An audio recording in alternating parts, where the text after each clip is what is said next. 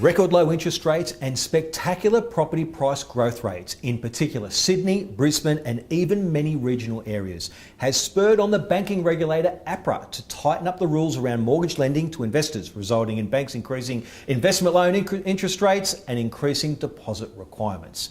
So what's the outlook for property investor finance? Will conditions ease or will things just get tougher? Joining me now is independent mortgage broker Brendan Hoare from First Step Financial Solutions. Thank you so much for joining me today, Brendan. No problem, Carl. So what's going to happen? Is it is it going to get tougher? What's happening? Yeah, absolutely. Yeah, well, it's got tougher the last 12 months, especially. I mean, a lot of the banks now, they've certainly tightened up. Yep. The loan to values have reduced to 90% for investors now. Pretty much. Yeah. Some lenders will even go to 80%. So I mean, obviously that means you need a 20% deposit plus stamp duty, which is a lot of money. They also have what's called an assessment rate. So that's basically the rate that's offered to the client plus a buffer. Yep. So that can be 7-8%, and that's increasing as well. So obviously the higher that goes, the less that the client can borrow as well. So it means you need more deposits. So it's getting tougher. Okay. Do you think it's going to continue to be tough like this, or do you think things will change? I think so. For the immediate, for the short term, it's looking that way. I mean, they're definitely tightening up. Even interest-only loans, they've tightened up on a lot as well. Yeah. But the important thing is to get the mortgage broker involved quickly, and they can go through all the different assessment rates that the banks have and the products and stuff like that, and find the best one suited to the client's needs. Absolutely. And before we get to talking about why use a mortgage broker, just the point that you made about the assessment rate being a little bit higher, I think it's actually a bit of a level, gives a level of comfort to the consumer if they get their loan approved, because the assessment rate's a lot higher than the actual rate. And if you think about it, the bank is actually gearing up for price increases. Absolutely, they don't want to put the client in a position they can't handle, right? Exactly. That's the whole point of the assessment rate, to make sure that they can afford future interest rate rises. So I guess it's really important for both first home buyers and investors to make sure that they get the best possible product and rate and service that's going to suit them, not just now, but as conditions change in the future. So tell us a little bit about why a client should go to a mortgage broker. Yeah, well, the short answer is unbiased. So basically, if a client goes to their own bank, they're presented with just their products. So if they go to an experienced mortgage broker, they have up to 30 lenders, hundreds of different products, and the mortgage broker will be able to find the most suitable one, dependent on their needs. It is very biased, isn't it? If the client goes to the bank, they're going to say, okay, these are the bank products. They won't provide any other products. Okay, very good. Well, I think it's important that people engage a mortgage broker, and that's why I got you in here. Okay, so with the tightening of these rules, and it's obviously going to make it tough all round, who do you think is going to be affected the most? Well, first home buyers and investors are affected. I mean, first home buyers, because obviously they need more deposit. Property prices are rising all the time.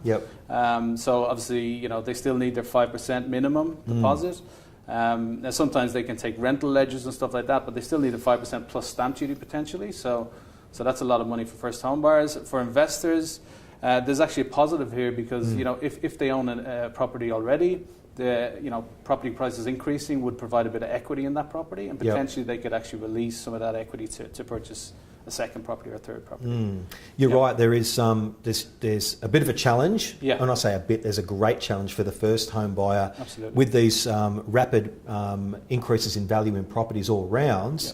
I heard on the radio the other day that some properties in certain areas are going up $1,000 a day in value. It's unbelievable. If you're a first home buyer, coming up with 5% of $1 million is no small feat. You know what I mean? It's absolutely. Plus the stamp duty and all that sort of thing. Yeah, exactly, on top as well. Yeah, but clients still can get into the Sydney market around the $650 range and get the first homeowners grants and exemption of stamp duty.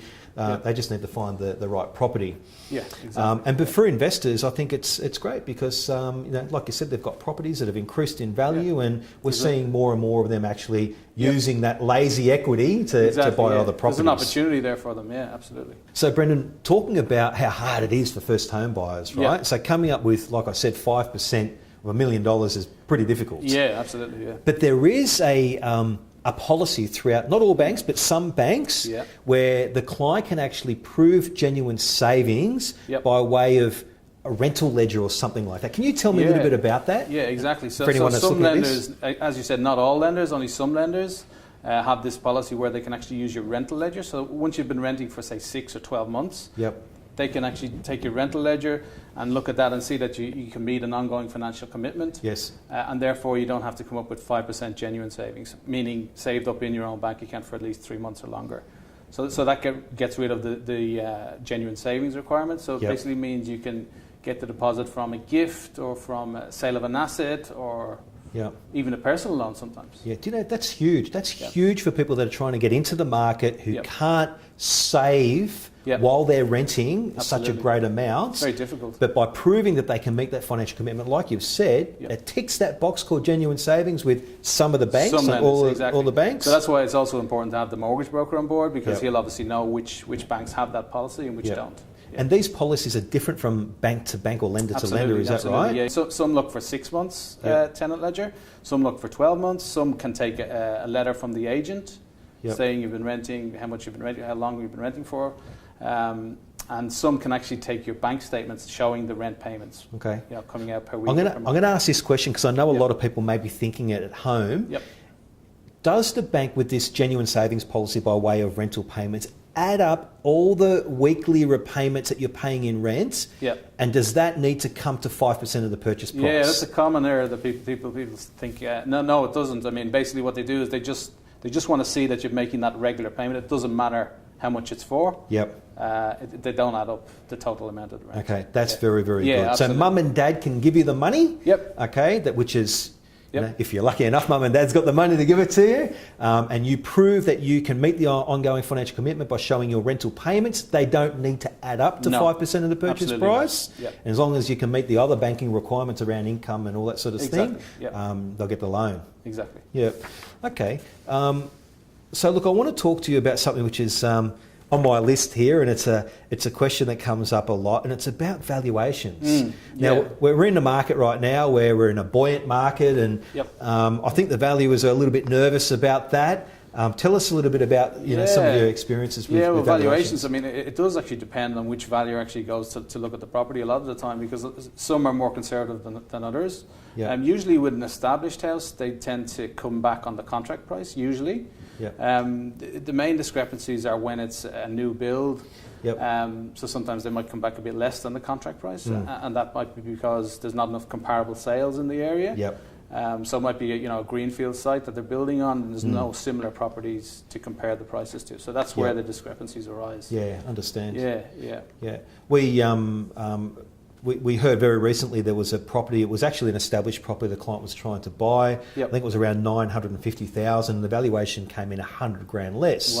It's a first home buyer, so they couldn't make the purchase because they didn't have the 100 grand plus the stamp duty and deposit and everything that they had. Sometimes investors might be able to bridge that gap if there's enough equity in the property, but obviously 100 grand is a lot.